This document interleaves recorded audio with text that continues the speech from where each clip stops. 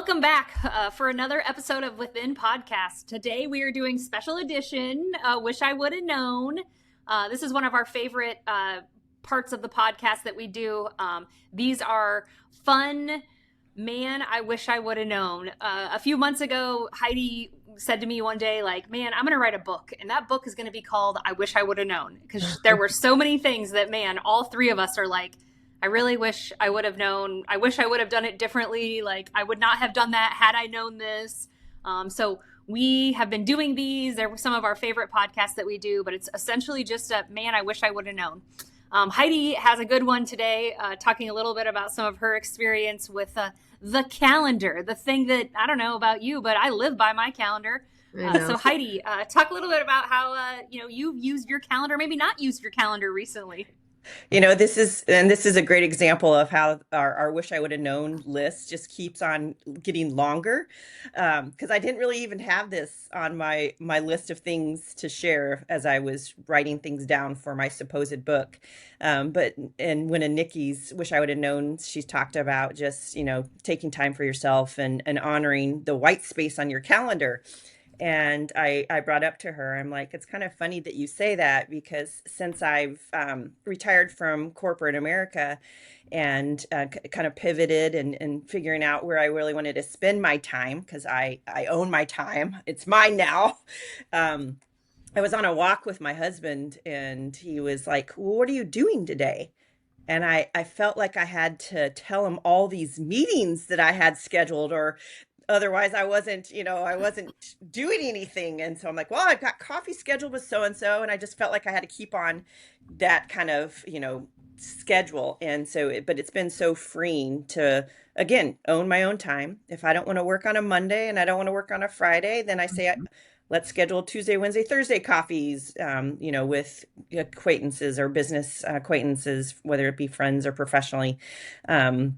And so it's like just one of those, I wish I would have known that you have to maybe even block. And I think later on in my corporate career, I personally did it, or I would see more people putting a block on their calendar, like just so that they could save that white space for things that they needed to spend time on. And again, that time might have been, I'm going to go take a walk around the pond, Right. or I need to, go and do something outside of the four walls of which I work. And so I did start seeing that more later on in my career. But I just, if anything, would just make sure that people are honoring white space on their calendar, if that's what you want to call it, or just owning your time.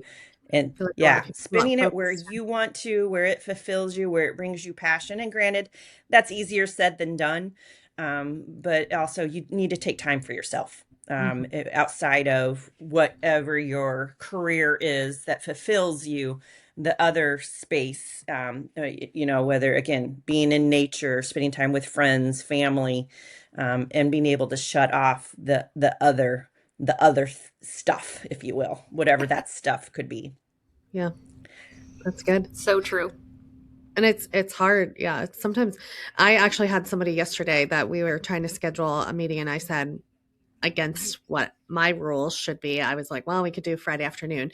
She wants to get a hair scan done, and we were trying to figure out times to do it. And she actually wrote back and said, Fridays, I'm taking your advice, and Fridays are my white space. She actually called it white space. And so as much as I'd like to get that done, can we do it till next week? And I'm like, perfect. That's awesome. But I do think more people are starting to do it, but I think be okay. Like that person did to me, I don't have time at that point. And it was hard for me to start kind of saying that, but be realistic with yourself too, so that you don't feel so frantic at the end of the day. Well, I think it kind of goes back to the things that I feel like we've talked about a lot, at least the three of us. And I don't know if we've talked about this on a podcast or not, but, for us, we're not just, being leaders in an organization, right? So the three of us are leading different areas of our organization, but it's also, we're leading at home, right? I literally just got a text message from Charlie, my husband, who said, I need to check, we can do something this weekend, but I need to check with our logistics manager. And I was like, love him, right? But why do I have to be the logistics manager? You look at it, we have a calendar that we share.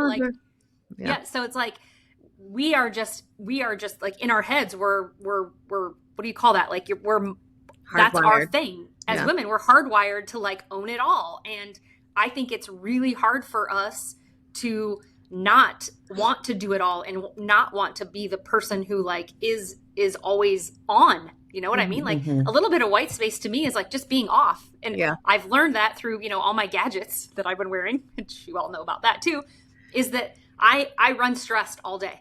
Like I literally run stressed all day. And while my Aura ring tells me that that's okay, at the same time, like I don't actually think it is okay. Like I very, very rarely get into what they call restored state, which for me, it seems like the only way I can do that is if I actually take a nap, which I'm terrible at taking a nap.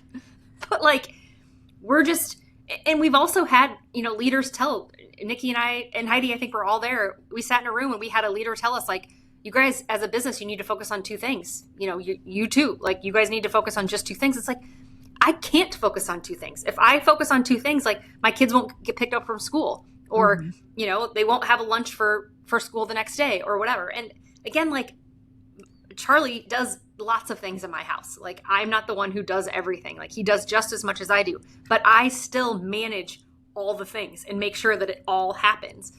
So it's that white space is not just important for our own, like all of it, but it's also just like that ability to like decompress and de-stress, if you will. And I think it's really hard to get out of our own way and to allow others, you know, like I was always so worried that someone was going to look at my calendar and not see that I wasn't on calls all day. What are you doing then? Yeah, exactly. Like, what were you doing? Like, you know, getting a massage? Yeah, I wish, but I wasn't. So it's like, how do you get out of your own way? And just other women too. Like we've talked in our other podcast about like the women of 2026 and how we're, you know, don't want to be in leadership roles because we're not supported and women are not supporting women.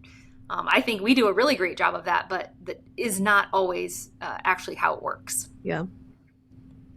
We all need a white space accountability partner, and I think we've all committed to doing that for one another on this podcast. So hopefully you all can find a white space accountability partner that just makes sure that you're honoring your time better.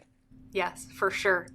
Well, I hope you enjoyed this last most recent episode of I Wish I Would Have Known, part of the Within podcast series. So thanks for joining today.